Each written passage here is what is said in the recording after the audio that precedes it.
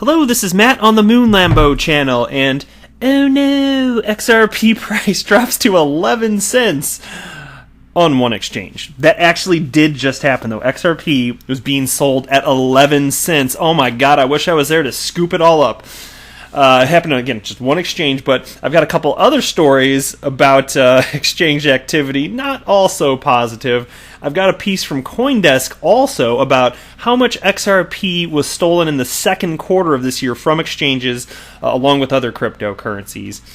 And so we might as well just get going here. But before I do, if you would please delicately tap that like button, but don't smash the thing, because only dorks smash the like button. Just delicately tap it like a gentleman or gentle lady or whatever, and subscribe. Yeah, if you don't hate every word coming out of my mouth, subscribe. That's a good idea. All right, so this piece from Daily Hodl, it's titled XRP Trading Frozen on Crypto Exchange BXC, I guess that's how you say it, after price drops to 11 cents. Oh man, I wish I was there.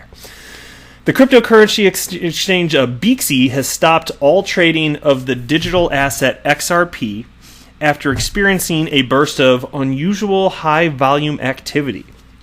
The exchange's order book was apparently hit with a succession of sell orders that brought the price of XRP from around 31 cents down to 11 cents. According to an announcement, withdrawals are also frozen and an investigation is now underway. Here's a quote. We recently experienced unusual high volume activity on XRP-BTC.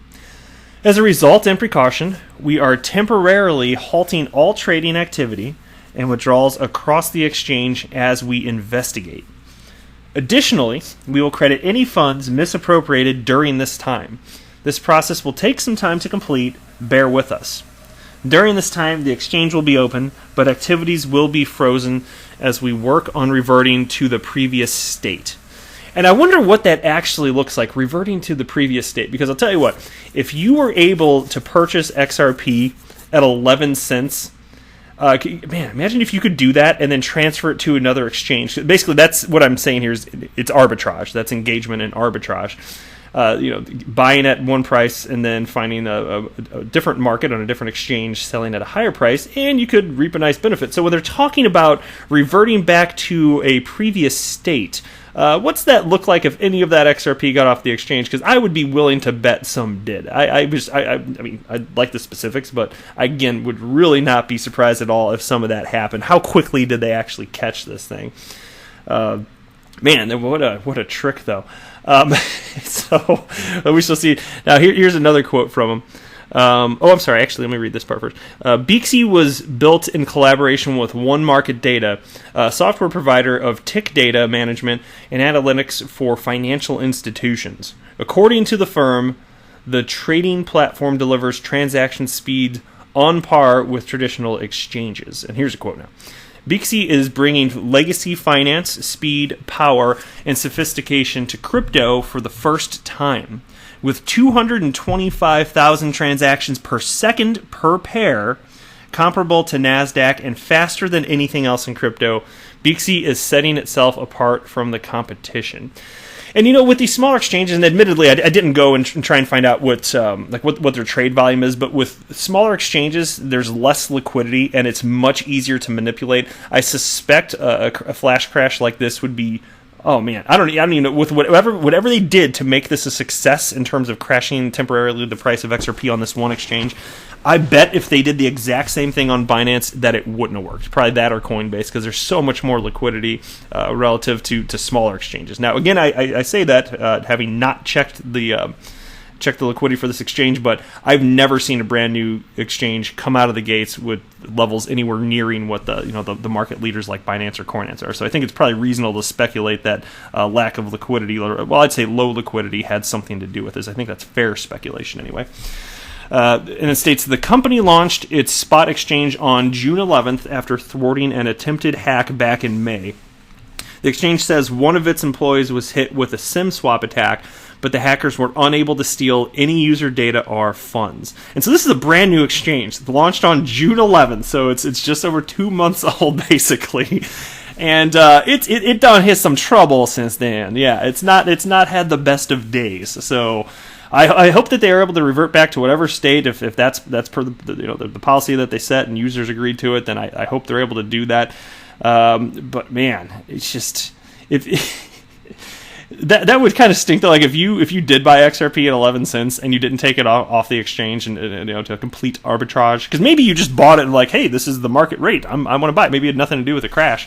You just want to snatch it up, and then your purchase is reverted. You'd probably be not too happy. So we'll see. But anyway, next piece here. This is from Daily Hodl also, and it's titled "Crypto Thieves Steal $480 million in Bitcoin, Ethereum, XRP, and other crypto assets from exchanges in Q2 report." A new report from the crypto intelligence firm CipherTrace is out, tracking how much investors and exchanges have lost due to theft, fraud, and additional crimes in 2019.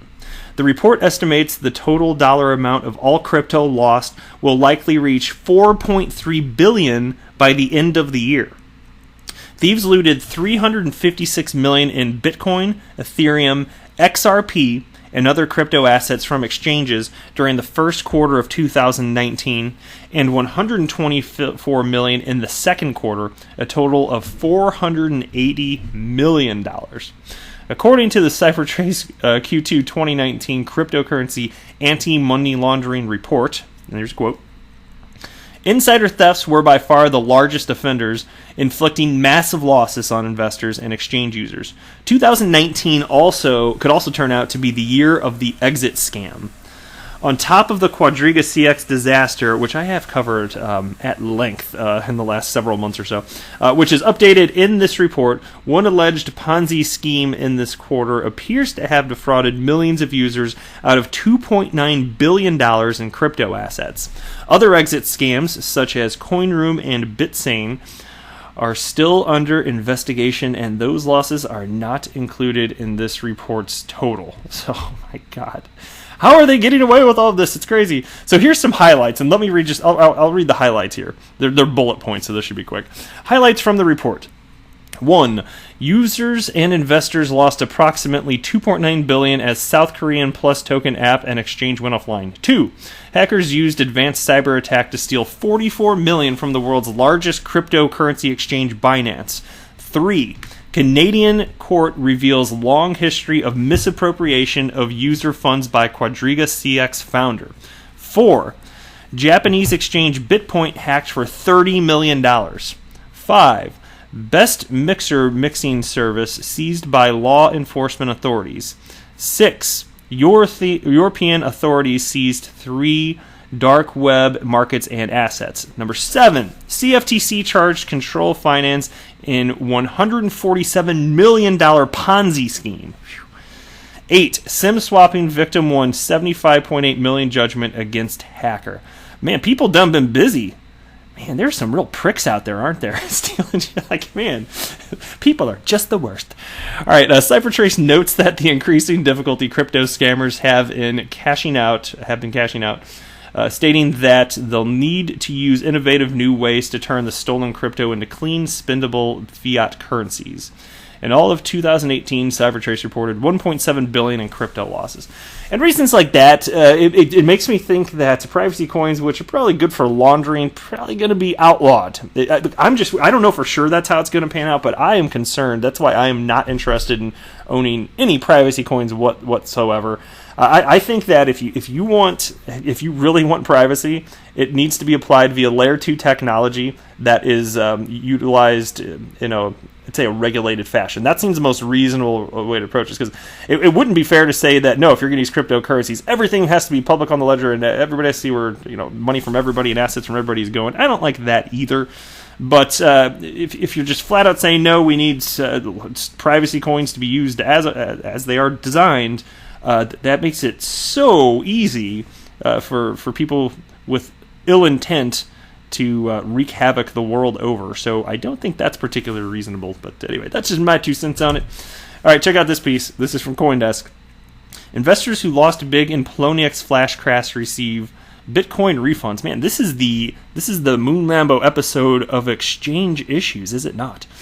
Poloniex is now crediting trading fees in Bitcoin to lenders who lost funds in a May market crash involving the obscure cryptocurrency clams. What a name! If you were going to make your own cryptocurrency, what would you name it? I mean, I'd name mine the Moon Lambo coin, MLC, for sure. But what would you name yours? Would you name it clams? Ooh, it just rolls off the tongue. No thanks. Leaves a fishy taste. I don't like it. But, according to an official blog posting, Circle's Poloniex exchange will cover lost Bitcoin funds by covering trading fees in Bitcoin. Fees will be covered back from June 6th until an account is fully repaid. Poloniex's clam, it's a stupid name, clam margin trading market experienced a flash crash on May 26th. A 2014 airdrop token credited to holders of Bitcoin, Litecoin, and Dogecoin. Poloniex allowed margin trading on the coin till a flash crash wiped out 1,800 Bitcoins worth $13.5 million at the time. Wow, the drop crashed the clam's price 77% in just 45 minutes. So yeah, given the nature of information moving quickly via the internet, things done happen fast here. Jesus, 77% in 45 minutes. All right, here's a fun tweet from XRP Boy. Check it out. Most bullish Ripple XRP statement made publicly, in my opinion. This is from Navin Gupta. What's his title? I know he's a Ripple employee, managing director, South Asia, and I mean I can't tell because the clarity of the screen capture here is not the highest, unfortunately. But it's a cool infographic put together by XRP Crow. Anyway, but this is a real quote from Navin Gupta, Ripple employee. In case you haven't heard this, and it was from 2018. But the quote is: "There are only two kinds of banks." Wait, did I read that? Yeah, there are only two kinds of banks who are already on Ripple and who are going to be on Ripple shortly. So there you go. Bullish statement. So either you're using Ripple technology now or you're going to be. That, I gotta admit, that's quite the bullish statement indeed. All right, this is a tweet from Cryptopolis that resonated with me, so I wanted to share it with you. Utility, utility, utility. Does it not sound like I wrote that? Seriously. It's all about utility. That's my entire investment thesis. That's the reason I'm willing to throw my precious fiat dollars into cryptocurrency, specifically XRP. Not really interested in others because they're not getting used. Anyway, he writes, XRP is differentiating itself from every other digital asset. It stands alone in the universe of alt for one reason. It is actually being used commercially on a global scale. Ba-bam! Couldn't agree more. I firmly agree with that. And when this person writes XRP is differentiating itself, of course I'm parsing words here, but of course I'm sure he means the developers building on top are utilizing it in such a way that it's being differentiated relative to other digital assets. So anyway, I know I'm parsing words. Don't beat me up. But I firmly stand behind this statement and appreciate those types of thoughts. All right, last tweet here, and then I better wrap up the video. This is from Mr. B XRP, and I like his name because it rhymes. All right, and because he's his little avatar there wearing a fedora, pretty cool. I like it. All right, he writes this. I would just like to personally thank everyone who has been selling me their XRP for 29 cents. I mean, yeah, seriously, send those people a fruit basket because they are just giving it away. You know, they deserve something out of this, right? So you can send them a cookie or something, man. But I did check the price of XRP right before recording. It looks like it's a little over 30 cents right now, at least according to Live Coin Watch. But man, all the short-term price havoc, like I really do feel for the people that are emotionally going through what they are going through when they're seeing the volatility of XRP or whatever cryptocurrencies they're involved with. And I really do sympathize, but I also understand that it's outside of my control. All I can do is share with you my thoughts on it and explain why this doesn't emotionally affect me whatsoever. I don't care what price XRP goes to.